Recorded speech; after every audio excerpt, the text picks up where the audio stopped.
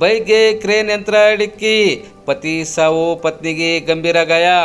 ರಸ್ತೆಯಲ್ಲಿ ಹೋಗುತ್ತಿದ್ದ ಬೈಕ್ಗೆ ಕ್ರೇನ್ ಯಂತ್ರ ಡಿಕ್ಕಿಯಾದ ಪರಿಣಾಮ ವ್ಯಕ್ತಿಯೊಬ್ಬ ಮೃತಪಟ್ಟು ಆತನ ಪತ್ನಿಗೆ ಗಂಭೀರವಾಗಿ ಗಾಯಗಳಾದ ಘಟನೆ ಬಸವಕಲ್ಯಾಣ ತಾಲೂಕಿನ ಮಂಠಳ ಗ್ರಾಮದ ಸಮೀಪದ ಮಂಠಳ ಕ್ರಾಸ್ ಬಳಿ ಇಂದು ಶುಕ್ರವಾರ ಸಂಜೆ 6 ಗಂಟೆ ಸುಮಾರಿಗೆ ಜರುಗಿದೆ.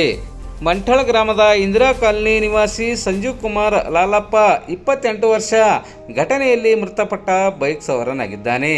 ತನ್ನ ಪತ್ನಿಯೊಂದಿಗೆ ಈತ ಬೈಕ್ ಮೇಲೆ ಬಸವಕಲ್ಯಾಣ ನಗರದಿಂದ ಮಂಠಳ ಕ್ರಾಸ್ ಮಾರ್ಗವಾಗಿ ಮಂಠಳ ಗ್ರಾಮಕ್ಕೆ ತೆರಳುತ್ತಿದ್ದ ಸಂದರ್ಭದಲ್ಲಿ ಮಂಠಳ ಕ್ರಾಸ್ ಬಳಿ ಚಾಲಕನ ಅಜಾಗರೂಕತೆಯಿಂದ ಬೈಕ್ಗೆ ವೇಗವಾಗಿ ಅಡ್ಡಲಾಗಿ ಬಂದ ಕ್ರೇನ್ ಯಂತ್ರ ಡಿಕ್ಕಿಯಾಗಿ ಘಟನೆ ಸಂಭವಿಸಿದೆ.